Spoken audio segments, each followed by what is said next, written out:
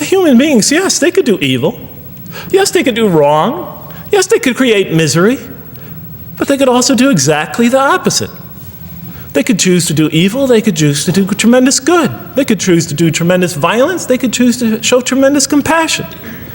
They could choose to live by falsehood. They could choose to live by the greatest truths. They could be terribly ugly. They could be terribly beautiful. And up until that point in my life, I, like the angels, that only saw one side of the coin. For the first time when I read that verse, believe it or not, it was an eye-opener for me. I had always been obsessed with the evil potentials of human beings. When I read that verse, I realized that, and I had a great example right in front of me with my own mom, I realized that I had been blinded by only one side of human nature. And behold, we said to the angels, bow down to Adam, and they bowed down. But not so Iblis. Iblis is like the father of Satan. Satan's, satanic beings, forces, creatures, existences. He refused and was arrogant. He was of those who reject faith. An interesting statement. And behold, we said to the angels, bow down to Adam. And they bowed down. Bowing down could symbolize two things. Bowing down could symbolize the superiority or potential superiority of one being over another, and so they bowed down to them. Bowing down could also mean that they serve that creature in some respect. Of course, the Quran says that all beings serve God, all created beings serve God. But this verse seems to be indicating, and the rest of the Quran will make it clear, that these angelic beings, these angelic entities, will serve the development of mankind. We'll even see later that the satanic beings serve the development of mankind. Both forces, angelic and satanic, will serve the development of mankind. Because one will present man with a choice to do the most altruistic things. The other will simultaneously try to influence man in the opposite direction. And so human beings will be moral creatures, and will have to make moral decisions. And it's in those moral decisions that they will grow spiritually and morally as human beings. And they'll take that into the next life.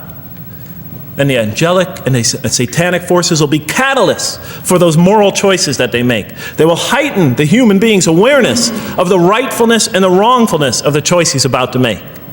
And the self, the soul, the nafs, as they say in Arabic, will have to make the ultimate choice between good and evil. And that choice, that test will come again and again and again as human beings either grow or decline. And those tests will come again and again and again to try to help him towards his spiritual evolution, to bring him back. But that choice is ultimately ours.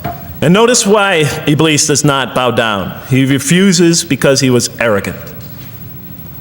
You know, we often hear what's the root of all evil? In the West, it's always money, greed, etc. Here the Quran says that, seems to be saying that the root of all evil is not always material wants. It's not always money, it's not always greed. At the heart of evil is arrogance. Putting yourself above all others. Of assigning to yourself special priority and neglecting the rights of others. I looked at that verse and I said, okay, I get why you would create angels, to sort of influence man in a positive direction. But why in this story now are you introducing Satan? What sort of role does Satan play? And then, of course, you just think about it for a minute and you say, yes, the story is telling us that on one hand we have these magnanimous urgings come from one direction, on the other hand we have these satanic urgings coming from another direction.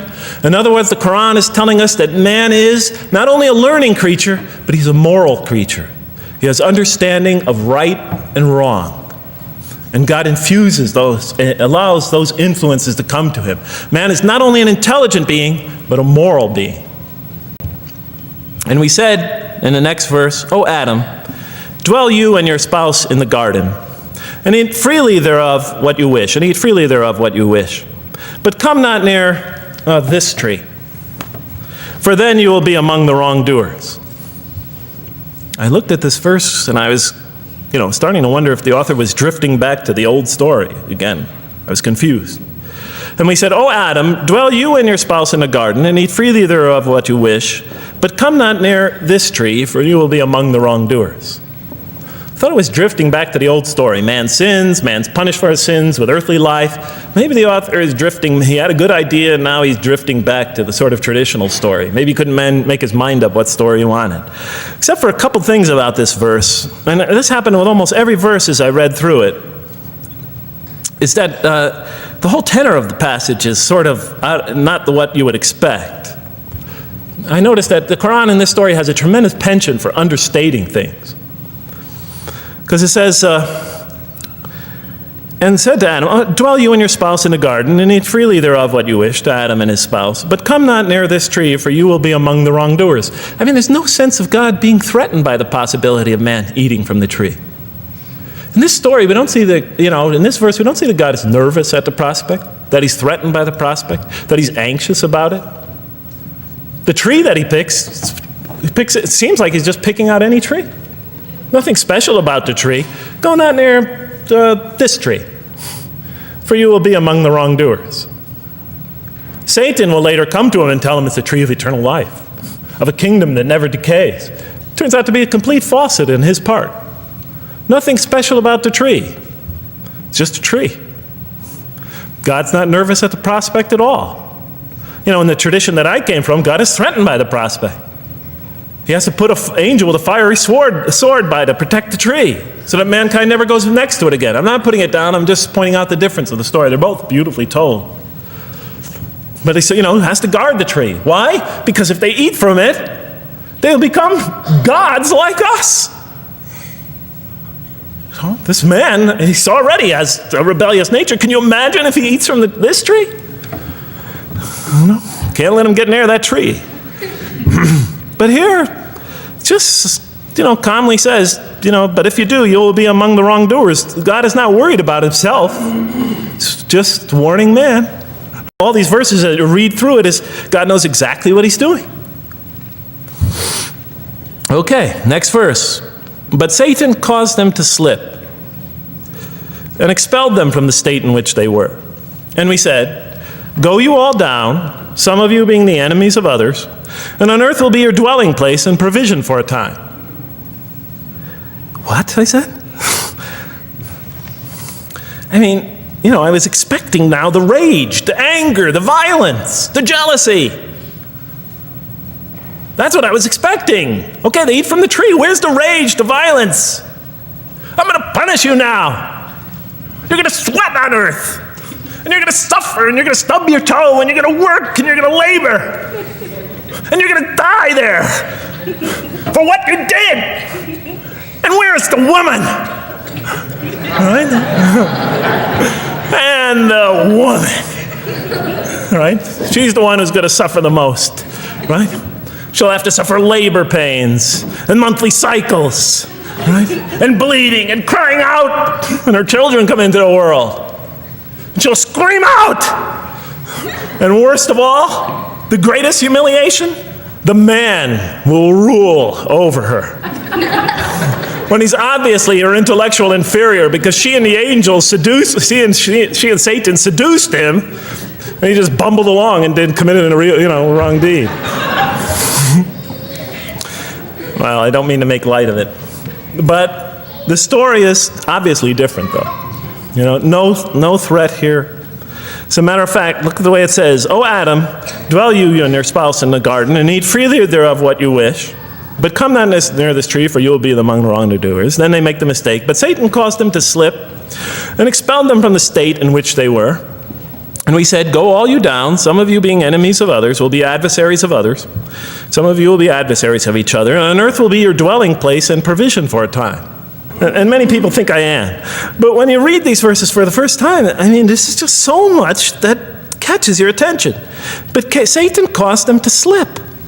I remember, I couldn't get that verse out of those words out of my head. Satan caused them to slip? To slip? The greatest sin in the history of the human race, and it's called a slip? In my culture, slip means, you just momentarily, for a fraction of a second, you lose your focus. It's not a big deal. My Uncle Bob used to always say to me, Jeff, I'm sorry, I'm 5 minutes late. I slipped up. You know, the understanding is it's no big deal. It's just a slip. You know, that's what we say when we make a minor mistake. I slipped up. Don't worry about it. Never happen again. A slip, I said? Momentary loss of focus? The greatest sin in the history of humanity? Why we're all here? Why we're all suffering? Why we experience death? A slip? I didn't believe it. I went to my Arabian friends at that time. I didn't know any Arabic. They came to this verse. We went through it line by line. I said, now don't change any words. Just read them one at a time. But Satan made them, and I said, okay, this one right here. What does it mean? Tell me what that means. They looked at it. It says, slip. Slip. And expelled them from the state in which they were. A slip, I thought? But then maybe I was trying to force the traditional understanding, the traditional interpretation. Maybe it was just a slip. I mean, after all, they didn't commit murder. They didn't commit robbery, rape, pillaging, assault. They ate a couple of pieces of fruit. It's not the greatest sin in the history of humanity by any means. And then the next verse says, and then they were expelled from the state in which they were. Well, what state were they? Let's see now. Let's go back from where we started. First, mankind is being taught. We see he's an intellectual being. Then we show he's a moral being. Moral being means he's a being that's going to have to make choices. And then God gives him this choice. It's not a huge deal. It's not the gravest sin in the history of humanity by any means. It's minor by any standards. They make it, though. We see that God originally intended to put man on earth as his vicegerent. We see a period of preparation where he's being prepared intellectually, where he's growing intellectually, where he's growing as a moral creature. When does God finally put him on earth? What signals that he's ready to begin? He makes his first independent choice.